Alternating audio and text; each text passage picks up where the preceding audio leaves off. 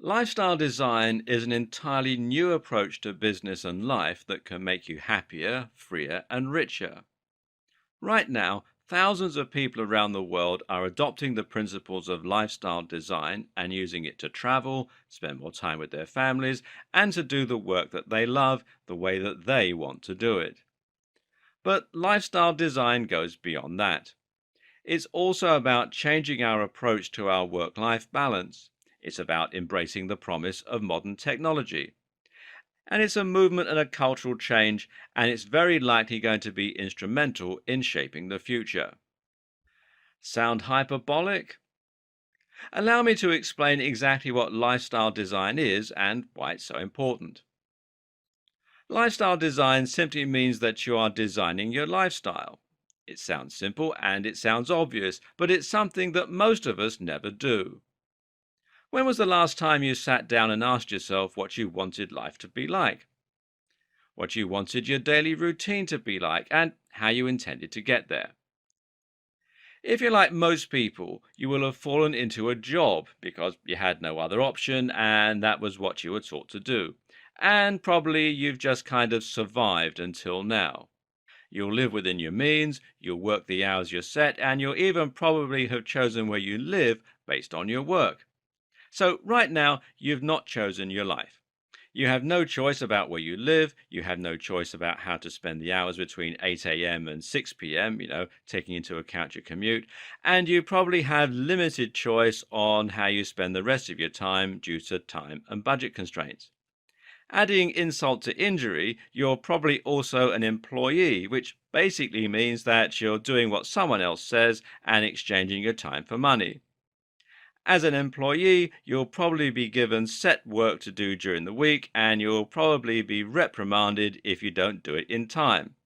And this is the part that I personally find hardest to stomach. You will be reprimanded, like a child. You'll also be told what you can and can't wear and how you're allowed to decorate your desk. And a lot of the rules will be petty and arbitrary. Oh, and you also get in trouble for talking in most offices. Seriously, this couldn't be further from freedom. And it's not just the hours you spend actually working that affect you either. Just as bad is the time that you lose out on at home. When you only have a few hours, and more importantly, very little energy, in order to do anything useful once you get home, it can make it very hard to spend the time that you want with your family, to spend the time working out and getting into shape, to spend time outdoors. Even just to read that book or to play that video game that you've been wanting to experience for a while now, can be difficult. It's so bad that we end up just looking forward to the time when we're old enough to retire. And you know something is wrong when we're actively looking forward to being so old that we can't move around properly without being in a lot of pain. But here's the thing, it really doesn't have to be like that anymore. These days, it's possible to communicate with anyone from around the world without leaving the comfort of your home. You can accept money transferred wirelessly. You can get any information you need, and generally, it's possible to earn money from anywhere as long as you have an internet connection. With all this in mind, why don't more companies offer flexi time and allow their staff to work from anywhere, or at times that suits them? Sometimes it comes down to the requirements of the job. Perhaps you need to be in the office in order to answer the phone. But a lot of the time, it simply comes down to the fact that a lot of businesses are stuck in the past and are unwilling to try new approaches. But you don't have to work for a company at all anymore. You can provide a service freelance online, and that could mean writing, creating websites, being a proofreader, providing consultation of some sort, being a personal trainer or counselor, writing music, taking photos, buying and selling products, creating physical products to sell, data entry, running a blog, sports commentary, or programming. All these jobs, and many more, can be performed online with no need for you to be present in person, and this is something that anyone can handle on their own with no need to have a boss of any sort. Once you start doing that, you can set the hours you want to work. If you want more money, you can work longer hours. If you want more time to spend with your family, you can choose to work a little less. Likewise, you can decide precisely the kind of work you want to do, and you can direct your business to do things in your way and get the pride that comes from that. Working online also means you don't have to commute anywhere. This means you can live anywhere in the world that you like, or even travel the globe. Likewise, it also means that you can forget about losing an hour or more every day just to travel. It means you can wear whatever you like in general, and it means that you can start dictating how you want to live your life instead of having it dictated to you. You're now in a position to choose how and when you work, and that means that you can choose to design your work to fit the lifestyle you want. It's a subtle shift, but it makes a profound difference. As we're going to see in the next video, lifestyle design doesn't just mean working online so that you can work outside the office. Otherwise, this series will be called Working Online. Rather, this video series represents an attitude shift, and this can affect you in all manner of different ways. Hopefully, at this point, you're starting to see how you can take a little more control back in your life through technology and also through sheer force of will. The main lesson is simply that you have to have a clear idea of what you want and then have the willpower to make it happen for yourself. And to close, consider one more tip from Tim Ferriss: using fear setting to overcome the fears that might be holding you back. Going traveling, changing job, or setting up your own business can be frightening, and you might find yourself struggling to go through with it. To overcome this, write down all of the things that you're afraid of going wrong. Losing your job, being left by your partner, having your home repossessed, etc., etc. And then rate how likely each thing is to happen and come up with a contingency for how you'd cope. And this can very easily diminish a lot of your fears. And you know what? If you think about it, the prospect of continuing to work 8 hours a day, 5 days a week in a job you hate for the rest of your life is really much scarier. Don't accept the status quo. Take the plunge, and at least you can say you tried. And I wish you every success. As mentioned in the last video, lifestyle design is much more than just working online. Rather, it's just about putting your lifestyle first and your career second. It's turning your priorities on their head, and it's recognizing that you don't have to live to work anymore. But the most obvious example of this is still working online. So just to illustrate what most people will picture when you say the words lifestyle design, let's take a look at one particularly popular type of lifestyle, that of the digital nomad. So what is a digital nomad?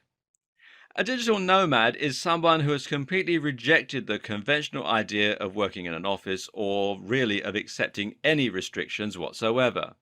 Instead, this is someone who has embraced the possibilities of the internet and taken them to their furthest extremes by becoming a nomad. What this means is that the digital nomad is able to travel the world, stay on the move, and see lots of different countries and things. All the while, they will work on a laptop wherever they can find Wi-Fi in order to provide services, run a blog, marketing, or otherwise managing some kind of business. The lifestyle of the digital nomad then would typically involve exploring, traveling, and meeting new people during the day, and then spending the evenings working in cafes and bars while soaking up the atmosphere. They can go wherever they want, see whatever they want, and never have to answer to anyone in any sense. What's more, the digital nomad can work significantly less than the average office worker.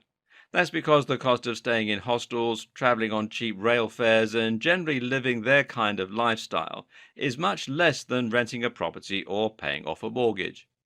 The digital nomad knows exactly how much money they need to do the things they want to do, and then they work just hard enough to fund those specific intended activities. If they don't manage to make the money that day, they can stay where they are. If they do make the money, then they can afford to try something more exciting. The digital nomad lifestyle is one that will be incredibly appealing to the right kind of person. If you're someone who wants to see the world, if you value your freedom and experiences above all else, and if you're able to forego your creature comforts, then you'll get a real joy out of being able to see the world on your own time and live the life you want. But it's certainly not for everyone. If you're somebody who likes to relax in a nice warm bath while drinking tea, then you might struggle with constantly moving from one hostel to another. Likewise, you might want to start a family, or you may love the idea of buying a home and making it exactly the way you've always dreamed it would be. But this is the whole point of lifestyle design. You are designing your lifestyle using the freedom that modern tools give you, and that can mean whatever you want it to mean. I personally work from home because I love the freedom. I don't actually work out of a home office, though, as I find that claustrophobic. Instead, I work in coffee shops where I can soak up the atmosphere, chat to people, and watch the world go by outside. I meet friends for lunch often, and I come home early to work out. What's more, I'm constantly traveling. Now, I don't like the idea of being constantly away, and so I like to take lots of shorter trips instead of being constantly away for one long trip. There's nothing stopping me from being able to visit somewhere new for a long weekend, taking my laptop and working out there for Friday and Monday. I don't have to take time off, I don't have to ask anyone's permission. Being UK based, this year I've been to Dortmund in Germany, Cornwall, that's in the west of England, repeatedly, the Forest of Dean in Wales, Salou in Spain, Mauritius, the Rhine Falls in Switzerland, Radzofel in Germany, Lisbon in Portugal. In a week's time, I'm going to stay in a log cabin for a week with my wife, and I'm still going through the process of buying a house. As I said earlier, I meet friends regularly for lunch, I take days off to pursue things I want to pursue, and I'm building a business and a brand that I'm really proud of. This is a lifestyle that anyone can have now, if they so choose. So why limit yourself to just one holiday a year? Why spend your life looking forward to the freedom you'll get from retirement rather than letting yourself experience life right now? But what if you don't want to give up the day job? What if you don't want to work online or you think you're not tech savvy enough for that option? You know what? That's fine too. Lifestyle design is not completely reliant on you being able to become a digital marketer or a web designer. One option is to discuss with your current employer about the possibility of flexi time. Express an interest in working from home whenever possible, or in having the freedom to come in an hour later and leave an hour later, or vice versa. And don't just take no for an answer. Explain how you can be more productive and demand to know why your boss is saying no, if indeed they are. At the very least, try to overcome the notion that a good employee should be willing to stay until 7 p.m. to finish their work. If it gets to the end of the day and you haven't finished yet, leave. As much as you might feel a pang of guilt at leaving your work unfinished, it's the burden of management to make sure that work is able to be completed in the time given. And if you're not able to do that, then they need to hire more staff, take on less work, or generally rethink. It's not your responsibility. And that's one of the few perks of being an employee. Better yet, though, is just to change your job altogether, but now to think of your work in an entirely different way. Instead of finding a job that will pay the most and potentially also involve taking on a lot of responsibility that you don't enjoy, instead think about what you want out of life and what kind of job will be best suited to giving you that. So, for example, this might mean becoming a rubbish collector. Being a rubbish collector is something that many of us wouldn't consider to be a good or glamorous job. But then ask yourself, why does a job need to be glamorous? Why does a job need to carry importance or respect? Why is it important to you that people sound approving when you tell them your job? Instead, focus on the actual merits of being a rubbish collector. You start work early but finish early, giving you plenty of time to exercise, engage in hobbies, or spend time with family. It's surprisingly well paid for what you're doing. It's physical, meaning you can get some exercise. You don't have any stress or responsibility. At the end of the day, you get home and you forget about work rather than worrying about the things that you haven't managed to finish. Now, I'm not saying that you should really become a rubbish collector, not for a moment. But I am saying it's a viable option if it fits the lifestyle that you want to live. And it's a good example of why you should consider jobs that you might traditionally have rejected in the past. There are many other career choices that can give you even more freedom and flexibility, and that might prove to be an even better decision. For example, driving instructor. A driving instructor is someone who has all the stability of being employed, but all the freedom of being self employed. You can decide when you want to take on clients, and you can arrange lessons so that the rest of the time you're free to do what you want to do. The same can be said for a taxi driver, hairdresser, or piano teacher. Again, it pays to think about the lifestyle you want and then the job that supports it, not the other way around. The problem is that too many of us end up trapped in the rat race and feel as though there's no way that we can break free. Partly this is because we want to get that sense of achievement and status from our jobs, which I'll come to in a moment. Moreover, though, it's because we think we need to live up to the money. As soon as you start earning a certain amount of money, you'll probably change your lifestyle within your quote means. If you're earning $50,000 a year, then you'll probably find yourself taking on a mortgage that costs more than if you were earning $30,000 a year. Likewise, you'll probably buy more gadgets and more toys, and you'll probably go out more and go on holiday more. That's the dream, the way it's sold to us, but then the reality kicks in. Your lifestyle costs so much that you're now completely reliant on your job to support it. Therefore, you can't make the decision to work less or take a pay cut because then you'd end up in debt. If there were things you wanted but you couldn't afford, then you might already be in debt. Likewise, you're probably working so hard that you don't really have time to watch that new widescreen TV or play all those new computer games. And also, more important things like your health and your relationship with your family are falling by the wayside. So let's rewind for a moment and reassess. Why not buy a smaller house on that $50,000 salary? Let's say it has one less bedroom. It's a two bed instead of a three bed. You may not now be able to have that home gym, and you might have to move home if you ever have three kids. But you're now completely free from the stress that comes with earning only just enough to maintain your current lifestyle. That means you can spend more money on traveling and going on holiday. It means you can take on an easier job with less stress. And it means that you can visit friends, paint, write, read, exercise. Why don't more people make this decision? Of course, you might decide that all you care about is that home gym and you need three bedrooms. But in that case, you can probably find other areas to cut costs to focus on that one thing that is truly important to you. What most of us don't realize is that it is possible to get what we want right now. It's within your means. Let's say, for example, that you want to travel more and so you're trying to climb your career path to earn the money that you need to go traveling. Except that the more money you earn, the more responsibilities you take on, and the harder it is to take a career break. And the older you get, the more commitments you have elsewhere in your life.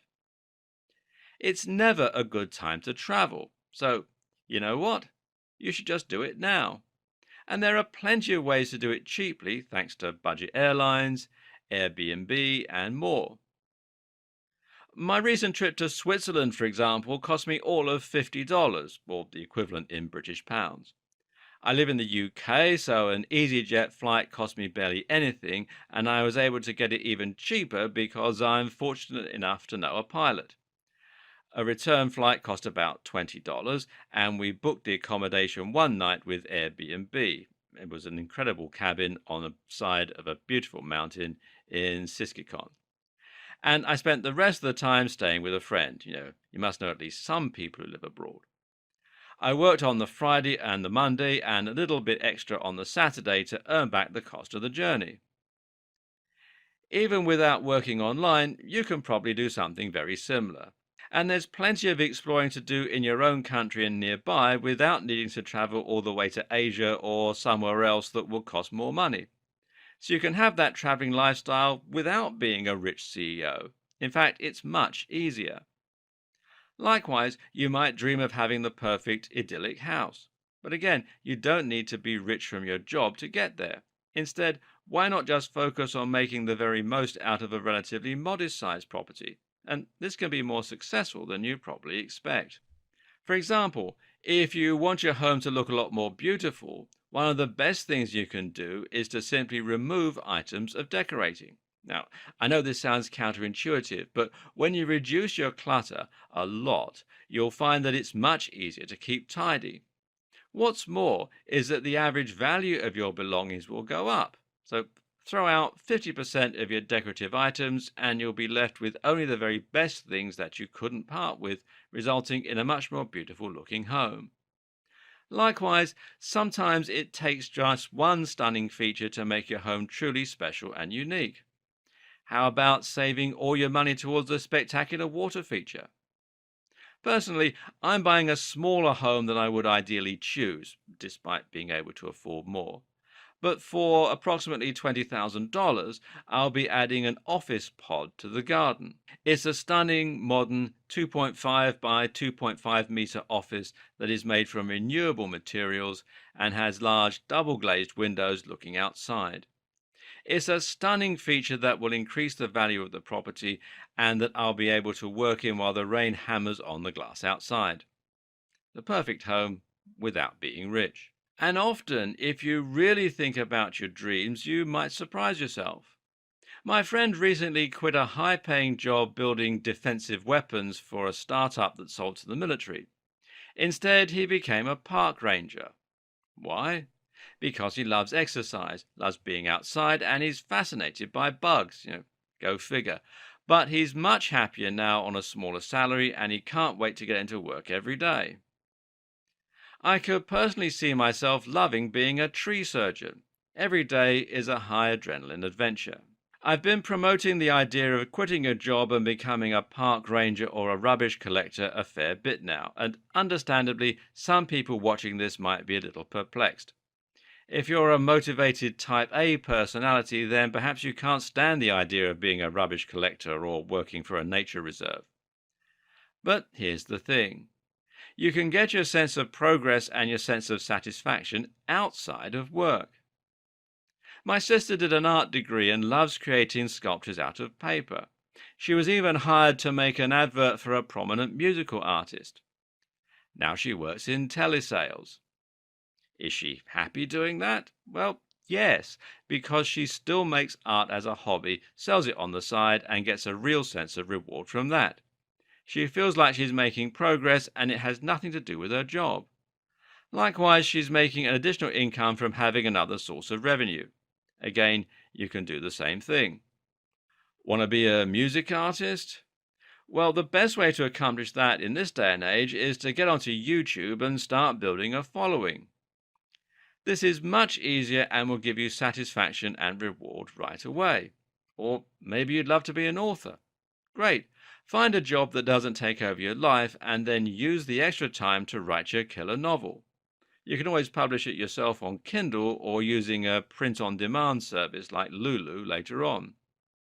And if it's just some extra money you need, then you could run a side business as a reseller on eBay. You could cut people's hair or you could teach the piano.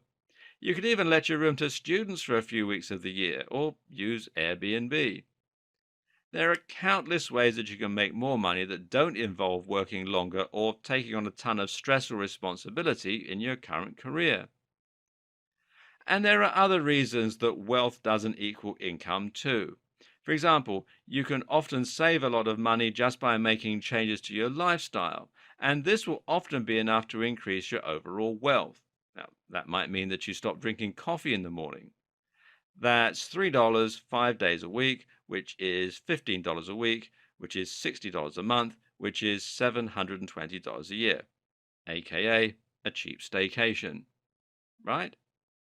But with some savvy budgeting, you can probably be much richer But it's not about that. It's about first thinking what you want from life and then making the steps to get it. Oh, and actually, one of the easiest ways to become a lot wealthier is to move somewhere that's poorer. This is super simple if you work online. It means you can take your current salary somewhere where a house costs half the price and you'll get much more for your money. On what I make now, I'm struggling to get the house I want with my wife. But if I were to move to Lanzarote, I could buy a house in cash that would have 3 bedrooms, a pool, and a roof terrace. And I could spend my days saving up huge wads of cash ready to return to the UK in 3 years' time to buy a mansion here. Now, that's not the right course for me, but it could be for you. So, how do you go about getting started with lifestyle design? One option is to quit your job, set up an online business, and leave the country. Now, that's an extreme approach, though, and if I told you to do that, 99.999% of you would just laugh it off. So let's rewind and start with something a little more manageable, something a little more realistic and a little more helpful. The best place to start is just by knowing what it is you want from life. That means knowing the lifestyle that you're trying to design and what you need to do to get there. This can be surprisingly difficult for many people, though, and most of us feel like there are just too many things we want. So perhaps a good place to start is by asking yourself what your current pain points are in life. What's causing you the most stress? And what things do you really want to do that you've been forced to, even just temporarily, put on hold? Now, I'm not talking about grand dreams for the future. I'm talking about projects around the house, plans to get into shape, or just the desire to spend more time with family. Ask yourself, what aspects of your life are causing the most friction right now and preventing you from living the way you want to live? Now, it might be that your commute is taking up unnecessary time. It might be that you're coming home from work too tired, or it might be that your house is too small. At the same time, ask yourself when you're most happy and when you last felt truly exuberant. What were the circumstances and what could you intentionally do to recreate them? And don't get stuck on typical notions of success, happiness, or accomplishment. If your perfect situation is, quote, lame, or other people think it's weird, well, then that's just fine. If you're at your happiest watching Dragon Ball Z, then your only question should be, how can you make more time for that? Another tip is to challenge yourself to imagine what your perfect future might look like. And this really means looks like. Just visualize what you want for yourself. Now, imagine that all your plans go well and everything turns out the way you'd like it. Where are you? What are you doing? It might be that you're on a sunny beach somewhere or on a yacht. In this case, you know that you need to travel more or move somewhere warm. Alternatively, your vision might involve you living in a beautiful modern house with a hot wife or husband. In this case, your objective is to get the time you need to meet more people and to find ways to get that stunning house as fast as possible, which doesn't mean breaking your back at work, as we've already discussed. Your perfect future might be outdoors playing with the kids. In that case, it's time to cut back on work and to get outdoors and a physical job. You know what, though? Your perfect future might be an image of you in a suit standing in front of a spectacular view of the city in your high rise office. And that's fine too. I'm not saying that this goal is less important than others. I'm just saying that it's the default that a lot of us fall back on without really thinking about it. Now, with a better idea of what you want from life, the next step is to make a simple list of things you'd like to change quickly. Don't worry if that change is realistic or not. For now, just write it down anyway. Write the things you want to spend more time on, things like relaxing, being with family, exercise, being outdoors, working on your novel, and so on. And write down the things that you want to spend less time on, the washing up, commuting, tidying, staying late at work, etc. Write down as well the experiences you would like to have and the objects that you really need and get enjoyment from. Now you've done that, The first place to start is by recognizing the time you have available to you without changing your job. Changing jobs is the part that most people probably find hardest, so it makes sense for us to leave that for now. Instead, focus on small tweaks that you can already make that will give you that much more space, that much more time, and that much more energy. Energy management, by the way, is one of the very most important factors when it comes to being able to get the lifestyle you want. This is something that all too often gets overlooked in favor of time management. Let's say, for example, that your perfect future includes a vision of you who is thinner, stronger, and more energetic. Then you can do more of the things that you want to do, which might mean extreme sports or starting your own fitness YouTube channel. Who knows? To do this, though, you need to start exercising. So you'll buy a book on losing weight and building muscle. And that book will tell you to train 5 times a week for an hour a week. If it's a somewhat smart book, then it will acknowledge the difficulty in fitting this in, and it will thus suggest that you make more time by getting up a little earlier in the morning or by doing it before you come home from work. But time isn't the problem. It never has been the problem. You've had plenty of time. If you didn't, then you wouldn't have been able to watch the entire box set of Breaking Bad for the 5th time. The problem is that when you come home from work, you probably feel exhausted and stressed and just want to sleep on the couch. You can't face working out. And likewise, in the mornings, you probably feel groggy and rough and really struggle to drag yourself to the gym or just to do press ups on the floor. So the problem is energy. Even if you have enough time, you won't be able to train or do the other things you want to do unless you have energy. And if you're struggling to find the energy just to have active evenings, you need to ask yourself how you're going to find the energy to add 5 hours of training to your week. Likewise, you need to ask yourself how you're going to find the will to travel to the gym, to get changed and ready, and to do all of the other things involved with going to the gym. In short, just because you can fit something in terms of time, that doesn't mean that you can or that you should attempt to. Chances are that if you want to fit something extra into your routine, you're going to need to find a way to increase your energy levels. And ironically, exercise is one of the things that can't do this for you. Or you're going to need to try and remove other energy consuming things from your routine.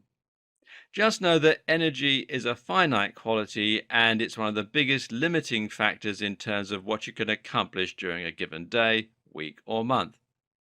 And the same goes too for anything else productive that you might want to do, whether it's taking the kids to the park or learning woodwork, which is another great way to improve your home without spending a fortune. Now, fortunately, there are tons of little ways that you can collect back time and energy throughout the day, and there are tons of things that you can do to make your routine easier. Again, this is a matter of identifying those pain points, those things that are more stressful and time consuming than they should be, and then figuring out ways to overcome that. And I'll cover them in detail in the next video. In the last video, we talked a bit about freeing up time and energy. Here are some examples of things you can do to help free up time and redesign just those smallest aspects of your everyday routines. One way you can get more done in less time is to multitask. Some jobs simply don't let you multitask and you'll get in trouble if you try. Others, however, make multitasking relatively simple. For example, if you're washing up, then you could also be on the phone catching up with friends or watching your favorite TV program. Likewise, a commute is the perfect time to read books or perhaps to run a side business, earn some more money online on the way to and from work, perhaps, or to work on some kind of dream project. You can also automate. Automation means using a device that can automatically complete the job that you would otherwise have to work on yourself to complete. Now, a good example of this is a dishwasher, which shows just what a big difference to your lifestyle you can make with one simple purchase. If you're currently spending a big chunk of your day washing up dishes, and if the kitchen is often covered in dirty washing up, then a dishwasher can give you back a lot of time and make your home that much more attractive place to live. We'll get into outsourcing in much more detail later on when we discuss it in a more traditional business sense.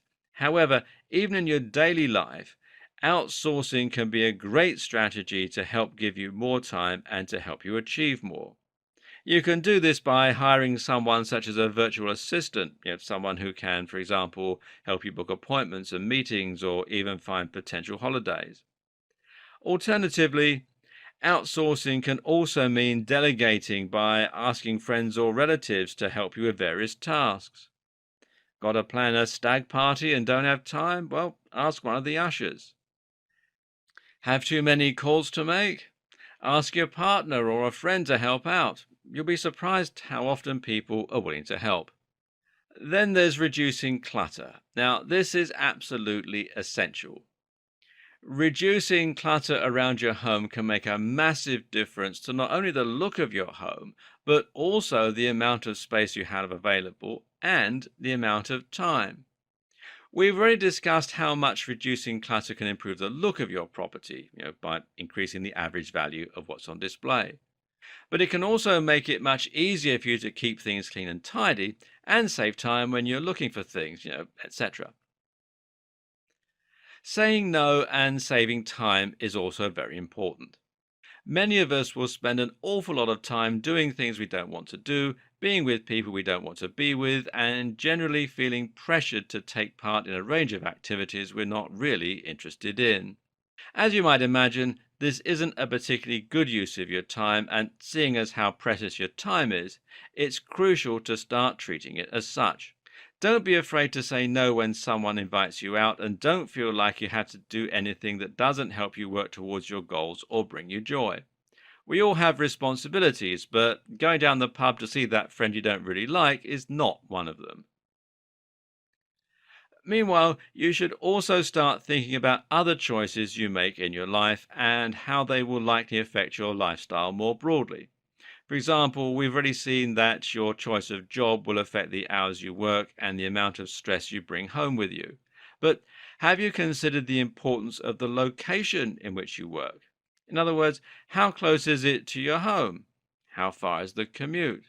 Likewise, how far is it for you to get into town to buy some nice things and sit by the river during your lunch break? You know, these kinds of things make a huge difference to your mood and happiness on a daily basis. Sitting in traffic all day to get to a crowded industrial estate is a surefire way to destroy your will. Likewise, when thinking about where you want to live, don't just think about the money. Think about how easy it is for you to go out and get some milk when you run out, and think about how far away you'll be from friends that you like seeing regularly. Once again, ask how this decision will impact on your lifestyle and your day-to-day routine. Even the amount of drainage space in your kitchen can end up having a really big impact on your happiness and on your free time. If you wash up your dishes only to find you need to dry after every third one, then this can quickly become frustrating and take up a lot more time, and it'll leave your kitchen in a mess. So try to view every decision through the lens of giving yourself the most pleasant and enjoyable lifestyle. Over the last few videos, we've attempted to break outside the typical definition of lifestyle design in order to show that it can mean more than just working online and becoming a digital nomad. This is about an attitude more than anything, and it's about deciding you're going to call the shots in your own life. We've seen that lifestyle design could mean deciding not to take that rise and start a side business instead, or move a little closer to work. This might just be the path to happiness that is truest to who you are, rather than the path to success that we've been taught to aim for. But with all that said, there is a reason that lifestyle design is synonymous with working online for so many people. Ultimately, working online gives you the most freedom and the most ability to work where and when you choose and to create pretty much any business you like. The problem? Well, A lot of people don't know how to break into the world of working online, and the whole concept can seem very daunting and foreign if you're not familiar with it. Keep watching, and we'll take a look at precisely how you go about working online and how you can create your own virtual business with no need for any technical skills. Perhaps the easiest way to work online is to provide a service. This shows you just how easy it can be to work online. Any service that doesn't require you to be physically present can be carried out via the web just as well as it can in a brick and mortar business. This means that as long as you know how to send an email and operate Word, you should be able to sell your abilities as a writer. And if you're handy with a camera, you can be a photographer. All you need to do is to be able to find clients. And there are a number of ways that you can go about doing this. You could create a website showing off your skills and then promote that website with content marketing, social media, and SEO. You can post in forums where webmasters hang out, like Digital Point forums, the Warrior Forum, etc. You can list yourself on LinkedIn as well as sites where freelancers can find work, things like Upwork, Elance, People Per Hour, Fiverr.com, and so on. Or you can look for people who seem as though they might need your work and you can email them directly. The great thing about this is just how much advertising you can easily do in a day. Over time, you'll likely build up a long list of repeat clients, but until that point, you can just as easily find more work posting adverts everywhere you can, all around the web. From there, it's simply a matter of doing your work and getting it to the client in good time while managing your workload. I'll talk more about that later, but this is an incredibly easy business model that anyone can use.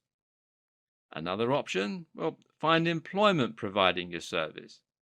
If you can find a big website, for example, then there's no reason that you can't get a permanent position writing reviews for them or otherwise helping them with web design, emails, forum management, etc., etc. Want to sell products? Then there are actually a number of different options available to you. One option is to simply buy and sell products. Here you buy products at a lower cost, normally by purchasing them in bulk, and then sell them for more money.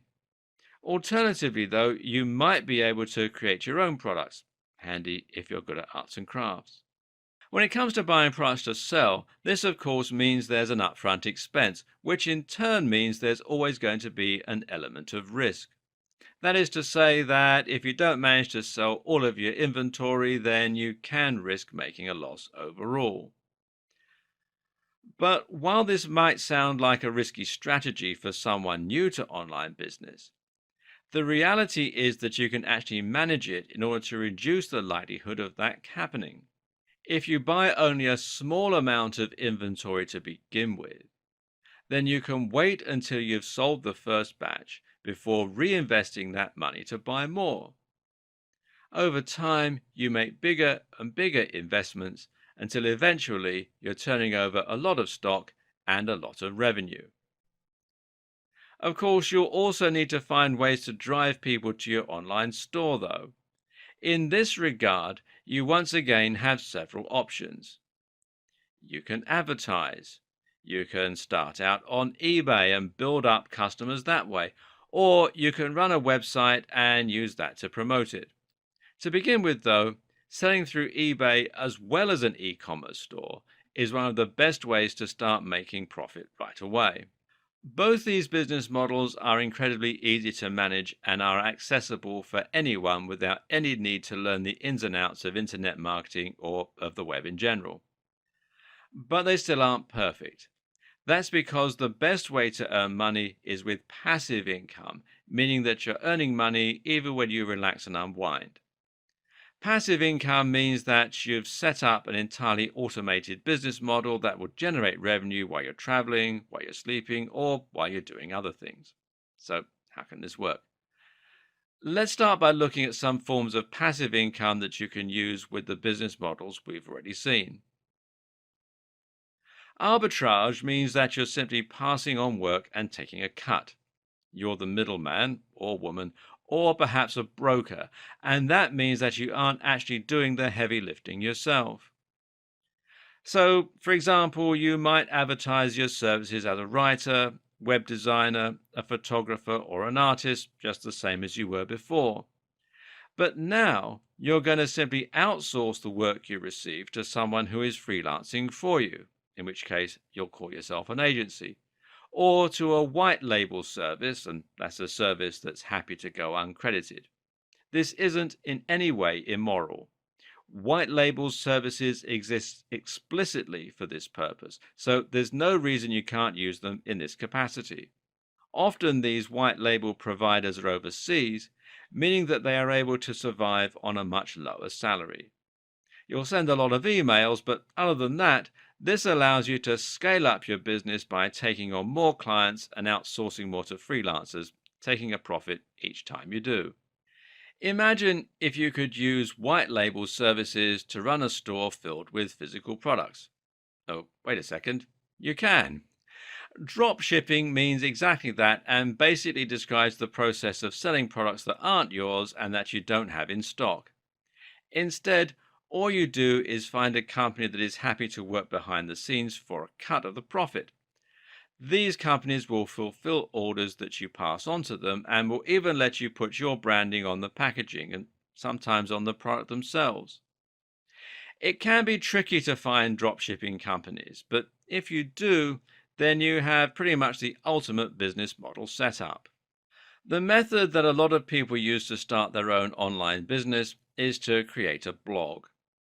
The aim here is to create a blog with a big following and then use this in order to make money from advertising, from the sales of digital products or from affiliate sales. You can even create a membership blog, which basically means people are going to pay a monthly or weekly fee in order to subscribe to your content. Affiliate sales are a particularly interesting option. An affiliate product is essentially any product that lets you sell it and keep a commission. Ebook creators will often open up their products for affiliates because that way they have multiple people all trying to sell their products on their behalf. If a creator can get enough affiliates, then they'll have a whole army of people trying to sell their ebooks, and that way they can multiply their profits several times over. This means they're actually willing to give away a very large percentage of those profits in a lot of cases, often as much as 75% or even more. If you can find a good product, and you can look on sites like ClickBank and JVZoo, and then promote the link from your blog, then you can make a lot of money without having to create anything. Of course, you can also create your own digital products too. Usually, blogs make money from advertising, though, and specifically, this will tend to be PPC advertising, which means pay per click, and is exactly what it sounds like. You get paid when someone clicks on the ad. Generally, you'll get a few clicks on your ads for several thousand people who visit your site, and you'll get paid anything from 1 cent to $5 for those clicks, although normally it'll be between 10 cents and $1. The more traffic you generate and the more popular your site, the more clicks you generate and the more profit comes in. The thing to remember about a blog is that it's not a quick way to make money by any means. Getting to the point where you have thousands of visitors can take a long time, and the same goes for getting to the point where people will pay to subscribe to your content. The other models in this video are much quicker for getting profit, so use these models and perhaps consider building a blog on the side. I can't believe we've gone this long and I've only just mentioned him.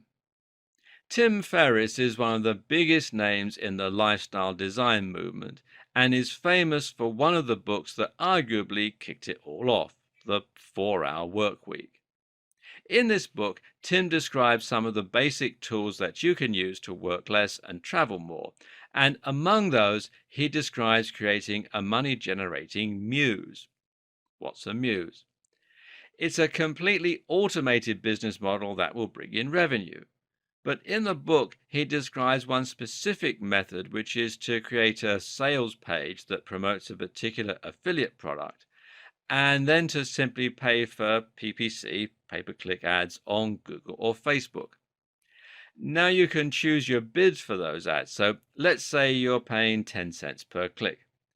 That means it now costs you $10 to get 1,000 people to that page. And if you're making $50 a sale, well, then you can expect this to bring in some cash while you literally do nothing. These types of business eventually tend to run dry once you've exhausted the market, but as a way to bring in some money on the side while traveling, it's an excellent option. A digital product is any kind of product that you don't have to physically manufacture. And that can mean ebooks or courses, but it also means software in many cases.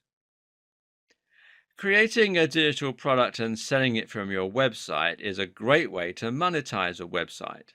But in many cases, you don't even need to sell it from your site, as long as you create a product that has a natural platform for selling from.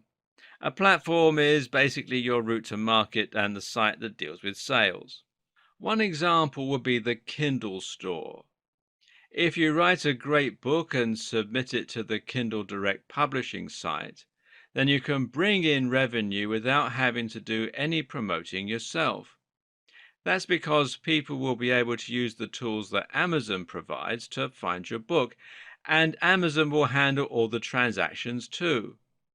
You can create as many ebooks as you like, and there's no fee for submitting, though of course Amazon does take a commission. Another example would be the Google Play Store if you create an Android app, or perhaps even the iTunes App Store.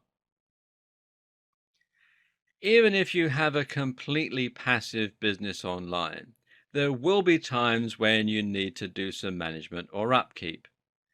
If you run a blog or a YouTube channel, or if you run a service, then that upkeep and day-to-day work becomes larger.